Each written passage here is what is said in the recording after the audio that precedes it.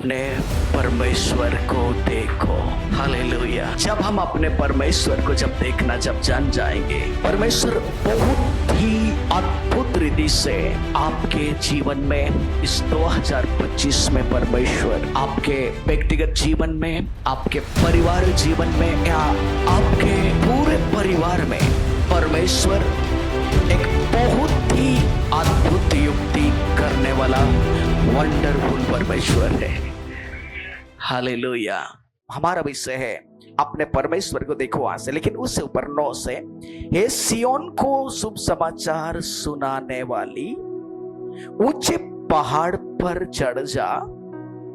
हे यरूशलेम को शुभ समाचार सुनाने वाली बहुत ऊंचे शब्द से सुना, मत डर, यहूदा के नगरों से कहा, ऐसा लिखा है। तो ये जो शब्द लिखा है, हे सियोन के सुसमाचार सुनाने वाली, ये कौन है? ये परमेश्वर के दास के बारे में।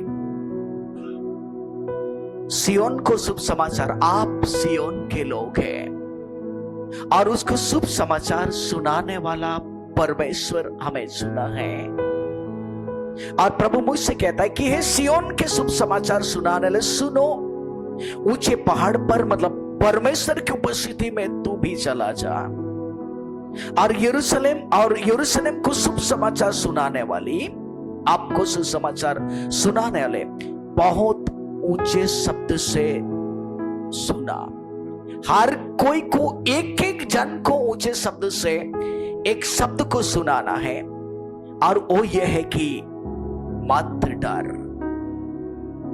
दूसरा, यहूदा के नगरों से कहा, अपने परमेश्वर को देखो। अगर शब्द को अगर आप देखेंगे तो आपके जीवन में कई डरावनी जैसा समस्या, परिस्थितियां आपके जीवन में आ सकती है, लेकिन उस समय में परमेश्वर ने पहले ही चेतावनी दिया, आप डरो मत, आप केवल परमेश्वर को देखें। चाहे कोई भी परिस्थिति आए, हमारे लिए यह है कि आप परमेश्वर को देखें। और जब आप परमेश्वर को जब देखेंगे, परमेश्वर को देखने से क्या होता है? जब आप परमेश्वर को जब देखेंगे, अगर आप कुछ वचनों को अगर आप मेरे साथ में अगर पढ़ेंगे तो वो इस तरह से लिखा है। आइए हम कुछ वचनों को हम देखेंगे जो आपके लिए मैंने जो रखा है। निर्गमन उसका पहले हम देखेंगे, पहला यूहन्ना उसका 1 उसका 5 को पहले पढ़ेंगे। पहला यूहन्ना 1 उसका 5 को पहले पढ़ देंगे। हम कौन परमेश्वर को हम देखने जा रहे हैं?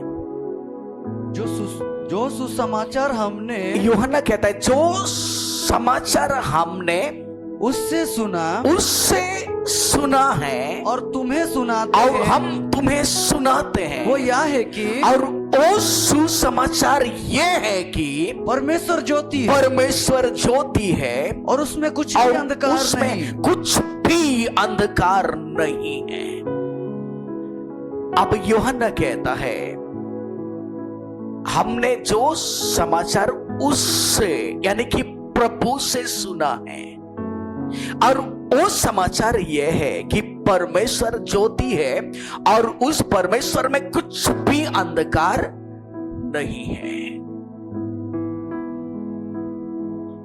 और अब उसी परमेश्वर को देखने जा रहे हैं जिस परमेश्वर में कुछ भी अंधकार नहीं है। तो उस परमेश्वर के बारे में भी आपको जानना जरूरी है कि उसमें कुछ भी अंधकार नहीं है। और जब परमेश्वर को जब देखेंगे, जब एक मनुष्य परमेश्वर को देखता है, मैं बताना चाहता हूं, निर्गमन उसका 34 अध्याय को निकालेंगे। निर्गमन अध्याय 34, एक व्यक्ति जो परमेश्वर को देखता है। हम इस यशायाह उसका इस 40 अध्याय को आप यूं ही आप रखें, हम वापस आएंगे 40 अध्याय में। लेकिन आप इस खड़े निर्गमन की पुस्तक उसका 34 अध्याय को आप निकालेंगे। निर्गमन अध्याय 34 और उसका आप पढ़ेंगे 29 से। निर्गमन 34 अध्याय वचन 29 से पढ़ेंगे। तब मूसा साक्षी की दोनों तख्तियां हाथ में लिए तब मूसा साक्षी के दोनों तख्तियां हाथ में लिए हुए सीने पर्वत से उतर रहा था। तब यहोवा के साथ बातें करने के कारण उसके चेहरे से किरणें निकल रही थी। अब यहां पर लिखा है, जब परमेश्वर के दास मूसा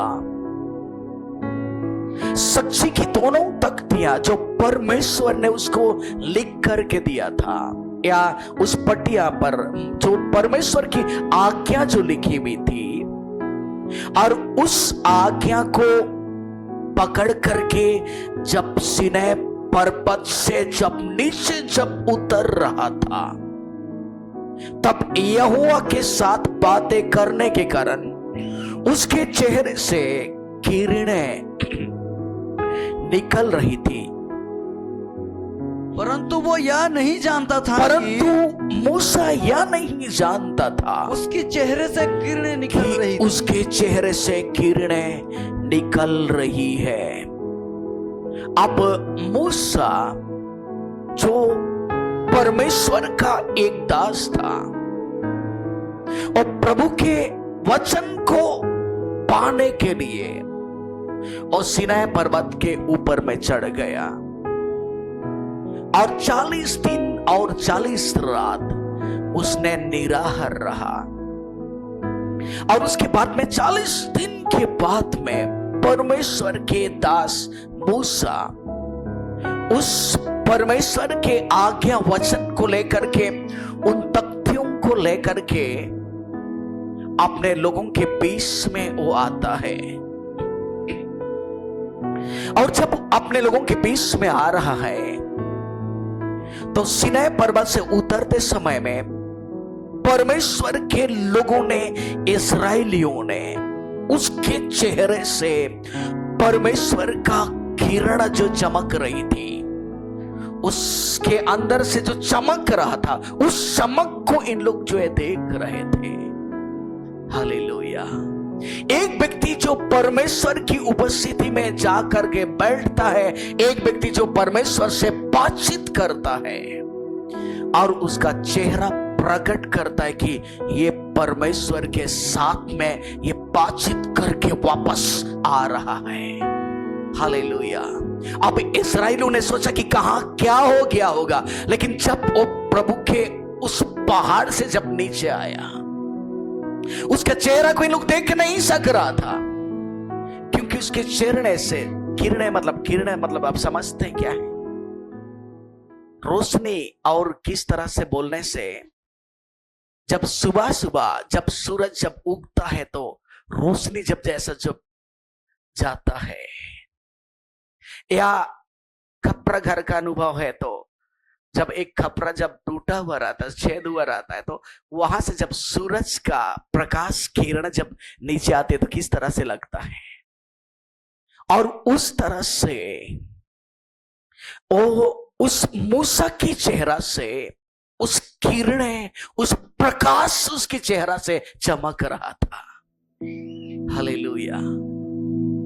इसका मतलब यह है, ये साल शायद हमारे लिए, अगर आपके चेहरा से किरणें अगर चमकना है तो मूसा प्रभु के साथ में 3 रात उपवास के साथ में बैठा। हो सकता है इस साल आपके लिए ज्यादा उपवास करने का भी समय हो सकती है। हालेलुया। लेकिन आप इससे उदास ना हो, हमें उपवास करवा रहे, इसका संदेश सुना रहा है। इसके पीछे संदेश ये कि आपकी चेहरे से किरणें चमकने लगेंगी। जब हारून और सब इस्राएलियों ने मूसा को देखा कि उसके चेहरे से किरणें निकल रही है, जब हारून और सब इस्राएलियों ने मूसा को देखा कि उसके चेहरे से किरणें निकल रही है, तब वे उसके पास जाने से डर गए। उसके पास जाने से डर गए। बस जब आप प्रभु के उपस्थिति में जब रहेंगे, प्रभु के वचन के साथ में, प्रभु ये जो है किरण निकालने का कारण क्या है? 40 दिन गया तो है, लेकिन वो खाली हाथ लौट करके नहीं आ रहा है। तो वो क्या लेकर के आ रहा है? 2 तख्तियां को पकड़ा है और दोनों हाथों में उसमें पट्टियां पकड़ा है जिसमें परमेश्वर का वचन लिखा है, और उसको पकड़ करके आ रहा है।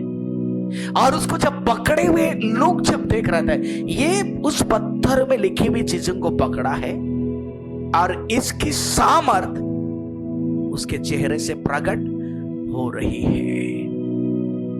जब आप परमेश्वर के वचन को पढ़ने का आपने निर्णय लिया है, आप परमेश्वर के वचन को आप पढ़ेंगे, आपके हृदय में प्रभु का वचन भरपूरी के साथ में होगा। लेकिन बाइबल कहते मसीह के वचन को अपने हृदय में अधिकाई से क्या करो? जब बसने देंगे, वचन से भरपूर होंगे और उसकी किरणें यहां से चमक करके बाहर आएगी।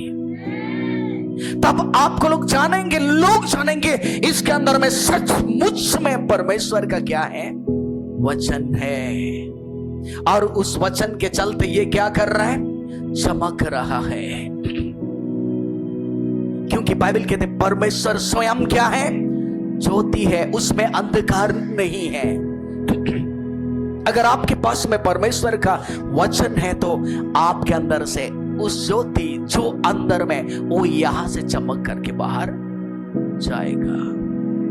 तो ये 2025 आपके लिए यहां से चमक करके आपके पड़ोसी में रोशनी फैलने का ये 2025 साल है। हालेलुया। समस्या आएगा, आने दे, कोई बात नहीं है। लेकिन आप जब प्रभु के उपस्थिति में जब आएंगे, आपके अंदर से किरणें चमकने लगेंगी, लोग देखेंगे और लोग आपके पास में आने के लिए बाइबल कहती है लोग डरेंगे।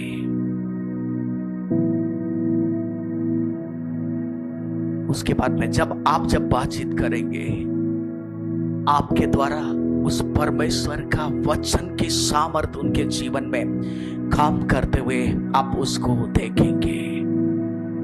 निर्गमन उसका अगर 3 अध्याय को जब पढ़ेंगे, यहाँ पर 40 दिन 40 प्रार्थना के द्वारा प्रभु के वचन को सुनने के द्वारा उसने परमेश्वर को देखा। और उसके बाद में अगर निर्गमन उसका 3 अध्याय उसका अगर 1 से जब पढ़ेंगे, मूसा अपने ससुर यित्रो नामक मिद्यान के याजक के भेड़ बकरियों को चराता था। मिद्यान के याजक की भेड़ बकरियों को चराता था। और वे जंगल की पश्चिमी और हरेब नामक, जंगल की पश्चिमी और होरेब नामक परमेश्वर के पर्वत के पास ले गया। और परमेश्वर के दूत ने एक कटीली झाड़ी के बीच आग की लौ में आग की अंश में उसको दर्शन दिया। और उसने दृष्टि उठाकर देखा कि झाड़ी जल रही है, परंतु भस्म नहीं हो रही है। तो मूसा ने कहा, 1 मिनट, यहाँ पर स्वर्गदूत के द्वारा मूसा परमेश्वर के दर्शन को यहाँ पर किस तरह से देखता है। लेकिन देखने का तरीका देखिए। एक व्यक्ति अगर परमेश्वर के दर्शन को अगर एक जन को अगर देखना है, और यहां पर इस व्यक्ति ने किस तरह से ये दर्शन को देखा, और दर्शन देखने के लिए मूसा ने अपने जो ससुर जो था वो कौन थे? याजक थे। और याजक का क्या थे? बोलिए सबको, याजक के क्या थे? ठीक है, भाई लोग बोलेंगे याजक के क्या थे? हाँ, आप लोग बोलिए याजक के क्या थे? भेड़ बकरियां। अब मूसा एक ईमानदार व्यक्ति उस याजक के भेड़ बकरियों को चराने के लिए उनको वो चराता था, और वह जंगल की पश्चिमी ओर होरेब नामक परमेश्वर के पर्वत के पास उसने ले गया। मूसा अभी उन याजक के भेड़ बकरियों को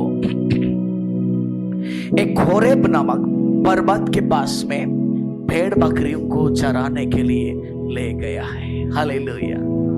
इसका मतलब जो है, मूसा याजक के भेड़ बकरियों को उस होरेब नामक परमेश्वर के पर्वत के पास में पूरा भेड़ बकरियों के झुंड को लेकर के जा रहा है। हालेलुया। अगर मूसा को परमेश्वर का दर्शन देखना है, उन अकेले शायद जा नहीं सकता है, और अकेले भाग करके जाने से शायद परमेश्वर उनको दर्शन नहीं देता। अकेले मूसा को छोड़ करके भागने से उसको परमेश्वर दर्शन नहीं देता, लेकिन उनके साथ में भेड़ बकरियां हैं, और भेड़ बकरी को जो छोड़ करके नहीं जाने वाले मूसा को परमेश्वर ने होरेब पहाड़ में दर्शन दिया। हालेलुया।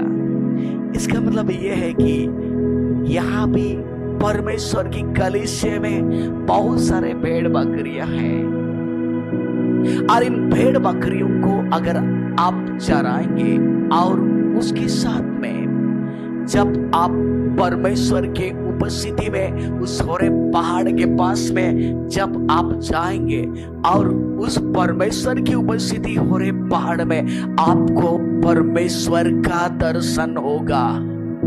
हालेलुया। और उस परमेश्वर का भेड़ बकरी कौन है? प्रभु यीशु मसीह ने पतरस से कहा, यदि तू मुझसे प्रेम करता है तो मेरे भेड़ों को चरा। अगर तू मुझसे प्रेम करता है तो मेरे मेमनों को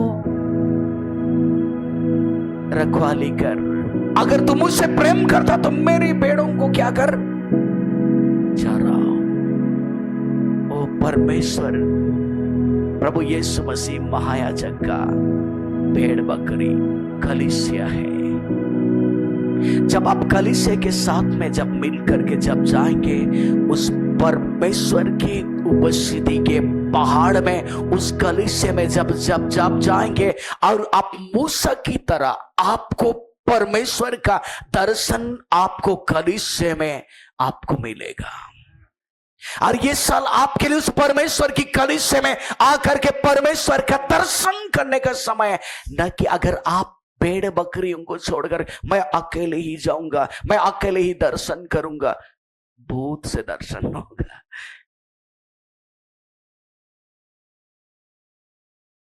भागेंगे, दर्शन नहीं मिलेगा। परमेश्वर ने झुंड को दिया है, आपको यूं ही लाया, यूं ही आपको अकेले नहीं लाया है। आपके साथ में परमेश्वर का कई भेड़ बकरियां हैं। जब हम झुंड को लेकर के प्रभु की उपस्थिति में जाएंगे, और वह झुंड को लिया है, उस परमेश्वर मूसा ने अपने याजक के भेड़ बकरियों को वहां पर लेकर के गया है। बाइबल ऐसे ही लिखा हुआ है, वहां पर लेकर के गया है।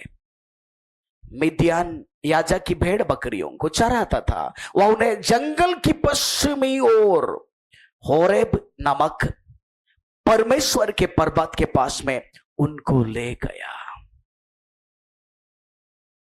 और एक जिम्मेदारी आप इस साल में जो व्यक्ति जिम्मेदारी बांधते हैं, आप परमेश्वर का काम है बोल करके आप जब जिम्मेदारियों को जब उठाते हैं,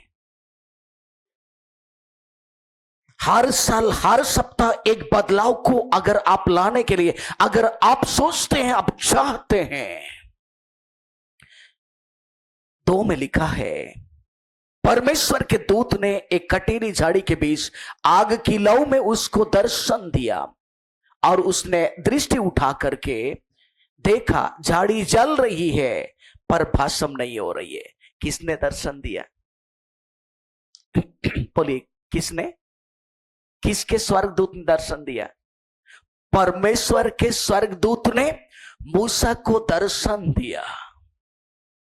और जैसे ही दर्शन दिया, मूसा देख रहा है, अरे क्या कैसे आग लग गया है। जल तो रहा है लेकिन आग भी दिखाई दे रहा है, धुआंधार जल रहा है, लेकिन वो भस्म नहीं हो रहा है। तब मूसा ने सोचा मैं क्या करूंगा। अब वहां पर परमेश्वर के याजक का भेड़ बकरियों के साथ में गया है। लेकिन जब दूत ने जब दर्शन दिया और मूसा उठा और उस झाड़ी की ओर चल पड़ा। जब आप दर्शन को देखते हैं और उसको देख करके आप उस चलते हुए उस ज्योति की तरफ जब चल पड़ेंगे, और मूसा जब वहां पर चल पड़ा, बाइबल कहती है 3 में ऐसा लिखा है, मैं उधर जाकर इस बड़े आश्चर्य कामों को देखूं। मैं उधर जाकर इस बड़े आश्चर्य को मैं देखूंगा कि वो झाड़ी क्यों नहीं जल वह जाती। झाड़ी जल रही लेकिन क्यों भस्म नहीं हो रही है। आगे तब यहोवा ने देखा कि मूसा देखने को मुड़ा चला आता है। तब परमेश्वर ने झाड़ी के बीच से उसको पुकारा, हे मूसा, हे मूसा, हे मूसा, हे मूसा। मूसा ने कहा क्या आज्ञा। जब उसने मूसा जब मुड़ा कि मैं उस झाड़ी के पास में जो जल रही है और जो परमेश्वर के दूत ने मुझे दिखाया, मैं वहां जा करके देखूंगा ये जल तो रहे लेकिन भस्म क्यों नहीं रहे। अब मूसा जाने लगा। बाइबल कहती वहां से एक आवाज आ रही है, हे मूसा, हे मूसा। उसने कहा क्या आज्ञा। तब आगे क्या होता है, आगे बढ़ेंगे। बस मत आ, मेरे पास में मत आ, और अपने पांव से जूतियां को उतार दे। पांव से जूतियां उतार दे, क्योंकि जिस स्थान पर तू खड़ा है, क्योंकि जिस स्थान में तू खड़ा है वो पवित्र भूमि है, वह पवित्र भूमि है। फिर उसने कहा मैं तेरे पिता का परमेश्वर, अब्राहम का परमेश्वर, इसहाक का भी परमेश्वर, याकूब का भी परमेश्वर हूँ।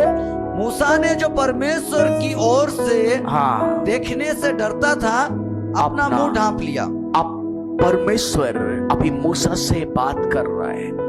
जब मूसा जाने लगा तब परमेश्वर ने मूसा से कहा, मूसा तू मेरे पास में आजा। बोलता है क्या बोलता है? मूसा तू मेरे पास में, बोले मूसा तू मेरे पास मत आ। तो क्या करना है? बगल वाला का हाथ पकड़ कर बोले उसको चेहरा देख करके बोलिए, मूसा मेरे पास मत आ। दूसरा शब्द भी बोलना है, दूसरा शब्द ये बोलना है, अपने पांव से जूतियां उतार दे। बस अब प्रभु आ रहा है। मूसा जाने के लिए कोशिश किया, मूसा तू मत आ, अपने पांव से जूती उतार दे, क्योंकि जहां तू खड़ा है वो पवित्र भूमि है। हालेलुया। ये 2025 में जब आप प्रभु के उपस्थिति में जब आए हैं, बस अपना उस जूते जिससे आपने 24 में नहीं चल सका, उस जूते को आपने पहना है, उस जूते को आपको मालूम है। हालेलुया। आप समझ रहे हैं उस कौन से जूते पहना है जो प्रभु के उपस्थिति में हम जा नहीं सकते हैं। बस उस जूते को परमेश्वर इस 2024 के लिए कहता है कि आप उस जूते को उतार दें, क्योंकि जहां आप खड़े हैं, जहां परमेश्वर ने आपको लाया, वो पवित्र भूमि, पवित्र जगह, वो बढ़ोतरी का जगह है। हालेलुया। एक बहुत बड़ी संख्या में पड़ने वाली जगह है। इसलिए जिस जूते से आपने इतना दिन तक चला, उस जूते को इसी समय हे मूसा भी इसको क्या कर दे, उतार दे, क्योंकि आगे जो जाने वाला है वो ऐसा जूते तुझे पहनाएगा जो 40 साल तक चलोगे और पुराना होने वाला नहीं है। हालेलुया। इसलिए उस महिमा के जूते को परमेश्वर आपको देने वाला है। इसलिए उस जूते को जो प्रभु के उपस्थिति में चल नहीं सकते, उस जूते को आप उसको उतार दें, क्योंकि जहां परमेश्वर ने आपको लाया है, जिस जगह में आपको खड़ा किया, सचमुच में वो परमेश्वर का है, वो मनुष्यों का नहीं है। हालेलुया। अगर आपका कोई भी जूता है, आप उसको उतार दें। मैं उस जूता के बारे में नहीं बोल रहा जो आपने बाहर में उतारा है, उस जूता को तो आपने उतार ही दिया था। और कुछ जूते हैं जिसको उतारना है, जो कि प्रभु की उपस्थिति में आने के लिए रोकता है। उस जूते को आपको मालूम है। हो सकता है दारू का, खैनी का जूता, कुछ भी हो सकता है। आगे आप जान जाए कि कौन सा जूता सोना का कि चांदी का, क्या जूता पहने आपको मालूम है। प्रभु जब बातचीत करता है तो उस जूते को आपको दिखा रहा है कि कौन सा जूते पहने हैं। प्रभु कहता है कि मैं तुझे एक ऐसा जूता पहनाने वाला हूं, और इस मिस्र देश से लेकर के उस कनान देश में ले जाऊंगा। एक ही जूते पहन करके जाओगे जो कभी भी पुराने होने वाली नहीं है। हालेलुया। अगर उस महिमामय जूते को अगर आप पहनना चाहते हैं तो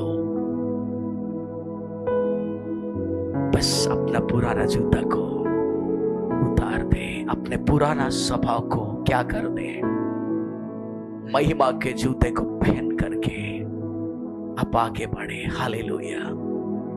आपका निर्णय है, आप वही जूता से इधर आएंगे कि यहां से अनंत महिमा में आप उस अनंत महिमा के जूते पहन करके आगे जाएंगे।